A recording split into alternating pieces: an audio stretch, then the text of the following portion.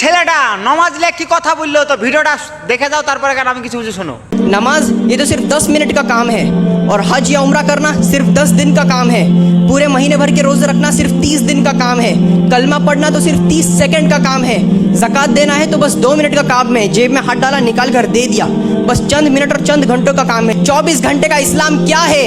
24 घंटे का इस्लाम हमारा अखलाक है, हमारा किरदार है, हमारा अदब और झुकाव है, हमारा रिस्पेक्ट देने का तरीका है और हमारा किरदार ही ये दलील देता है कि हम एक सच्चे और वेल एजुकेटेड मुसलमान हैं। भले ही आप अपनी लाइफ में आगे बढ़ जाओ, पैसा दौलत शोहरत आप लोगों की लाइफ में सब कुछ मिल जाए, लेकिन अगर आपका कैरेक्टर सही नहीं है, अगर आपका अखलाक सही नहीं है, तो अल्लाह की नज़र में आप पूरे इस दुनिया के लिए सबसे बड़े गरीब इंसान हैं।